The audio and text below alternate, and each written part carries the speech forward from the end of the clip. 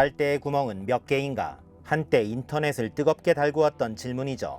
여기에는 0개, 1개, 2개 등등 다양한 주장이 존재합니다. 만약 이 질문을 수학자에게 한다면 여기에서 구멍이 뭐죠? 라고 반문할 것입니다. 구멍의 정의에 따라 답이 달라지니까요. 골프도 구멍에 공을 넣는 게임입니다. 골프장의 구멍은 움푹 파인 부분으로 이는 빨대의 구멍과는 다른 막힌 구멍입니다. 그럼 골프장처럼 막힌 구멍은 구멍에서 제외할 때 뻥 뚫려 있는 빨대의 구멍은 도대체 몇 개일까요?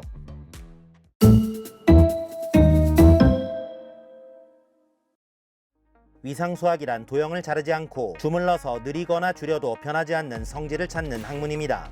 빨대를 잘 주물러서 짧고 두껍게 만들면 도넛 모양이 됩니다. 위상수학의 관점에서는 도넛의 구멍이 1개이므로 빨대의 구멍도 1개라고 주장할 것입니다.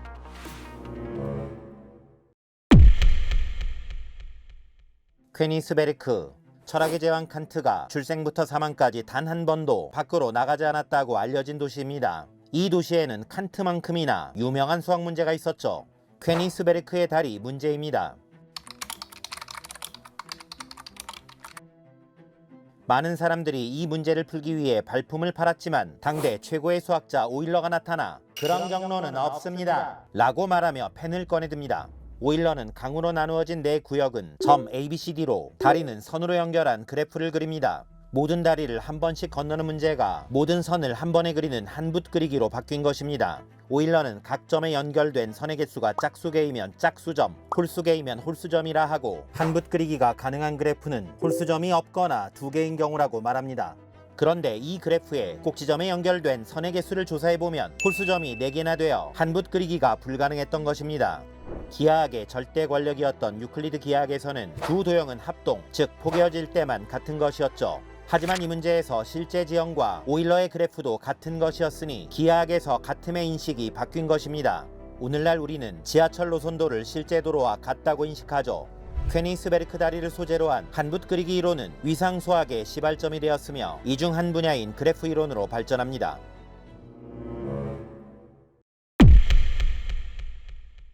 위상수학에서 두 도형이 주물러서 같아지면 합동 대신 위상동형이라고 합니다. 여러가지 위상동형을 생각해 보겠습니다. 구독자님의 얼굴은 데이비드 베컴 또는 오드리 헵번과 위상동형입니다. 잘 주물러 드릴게요. 구와 모든 정다면체는 위상동형이죠. 빨대와 도넛은 물론 커피잔까지 세 도형은 서로 위상동형입니다. 구멍 뚫린 개수가 다른 도넛들은 서로 위상동형이 아닙니다. 이는 도형을 잘라보면 됩니다. 도형을 몇 번까지 잘라도 한 덩어리를 유지할 수 있는가를 위상수학에서는 종수라고 하는데 구멍이 1개인 도넛은 종수가 1. 다시 말해 한 번 자르면 한 덩어리를 유지할 수 있지만 2번 자르면 2덩어리로 분리됩니다. 구멍이 2개인 도넛의 종수는 2, 구멍이 3개인 도넛의 종수는 3이죠. 위상동형의 판단도 봐라 주무르니까 같지 이게 아니라 수학적인 기준이 필요한 것입니다. 오일러는 오일러 표수도 만들었습니다. 이는 위상동형인 도형끼리 꼭지점, 모서리, 면의 개수를 조사해보면 V 빼기 2 더하기 F의 값이 같다는 것입니다. 대표적인 오일러 표수는 오일러 다면체 공식입니다. 내부가 뚫리지 않은 다면체에서는 V 빼기 2 더하기 F는 2가 성립한다는 것입니다. 정다면체는 물론 2002년 한일 월드컵에 사용된 비버노바 축구공은 12개의 정오각형과 20개의 정육각형으로 만든 복잡한 다면체이지만 정다면체와 위상동형으로 V 빼기 2 더하기 F는 2, 오일러 다면체 공식을 깔끔하게 만족합니다. 수학자들은 집합과 함수를 이용해 위상동형을 엄밀하게 정의합니다. 위상수학 토폴로지의 별명이 또 모르지인 이유가 여기에 있습니다.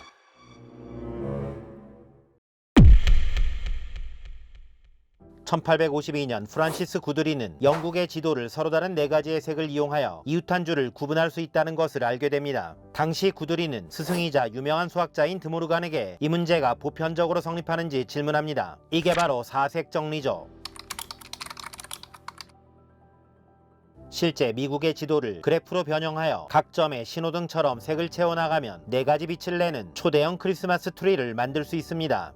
하지만 미국처럼 큰 나라를 4가지 색으로 채울 수 있다 해도 세상의 모든 지도를 4가지 색으로 채울 수 있다는 보장은 없습니다.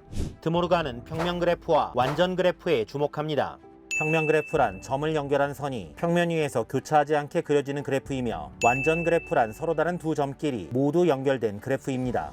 4점으로 만든 완전 그래프는 평면 그래프가 가능합니다. 4점이 모두 인접하므로 서로 다른 4가지 색이 필요합니다. 하지만 5점으로 만든 완전 그래프는 선이 교차하여 평면 그래프가 불가능합니다.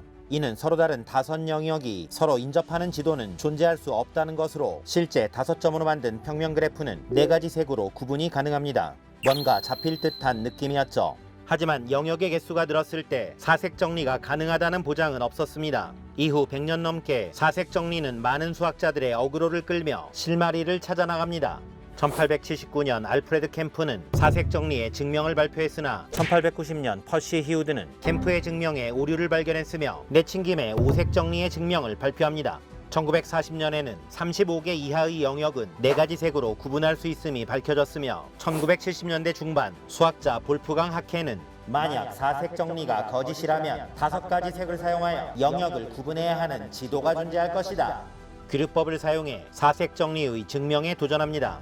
하케는 컴퓨터 과학자 케네스 아펠과 함께 지도에서 인접 영역의 연결 상태를 1936가지 유형으로 분류하고 컴퓨터를 사용하여 증명을 시도합니다. 그리고 마침내 1976년 사색 정리의 증명에 성공합니다. 구드리가 드모르간에 했던 질문이 124년 만에 해결된 것입니다. 이 증명은 인간과 컴퓨터가 합작하여 풀어낸 첫 번째 난제였으며 컴퓨터가 1200시간 동안 1m가 넘는 인쇄물을 쏟아낸 노가다의 끝판왕이었죠. 오늘날 사색 정리는 지도는 물론 디자인과 회로 이론에 사용되고 있습니다. 휴대폰 기지국 배치도 같은 주파수를 가진 기지국이 인접하지 않아야 하기 때문에 사색 정리를 활용하고 있습니다.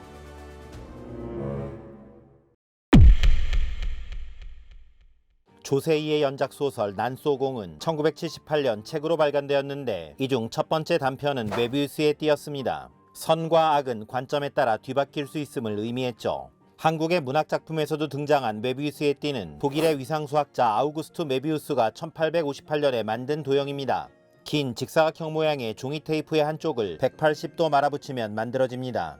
메비우스의 띠는 안과 밖의 구분이 없습니다. 수학 천재였던 파나가 에셔는 개미들로 이를 표현합니다.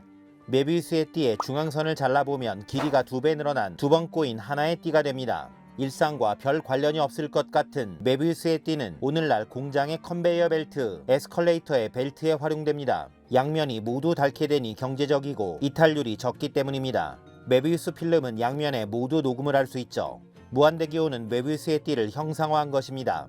닛산 인피니티 자동차의 로고는 무한대기호의 소실점을 가미해 만들었습니다. 메비우스의 띠와 사형기하학을 콜라보한 것이죠.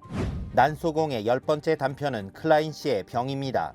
1882년 독일의 기하학자 클라인은 메비우스의 띠의 입체 버전 클라인병을 만들었습니다. 원기둥 모양의 긴 호스를 원형으로 말아붙이면 도넛 모양이 만들어지는데 도넛을 만들기 직전 호스의 한쪽을 비틀어 입구의 반대 방향으로 붙이면 클라인병이 만들어집니다. 도넛은 안쪽 면과 바깥쪽 면이 구분되지만 클라인병은 안과 밖의 구분이 없습니다.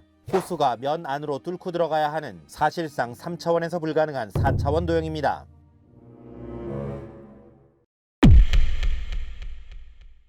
클라인병을 모티브로 많은 수학자들은 구를 자르지 않고 뒤집는 시도를 했으며 1958년 스티븐 스메일은 구 뒤집기에 성공합니다. 단 구가 자신의 표면을 뚫고 지나간다는 조건이었습니다. 언젠가 현실에서 클라인병의 구현이 가능해지면 귤 안 까고 먹기, 피 안 흘리고 수술하기가 가능해지는 것이며 우리가 우주라는 4차원 유리병 속의 개미라면 우주 밖으로 나갈 수 있게 될지도 모릅니다.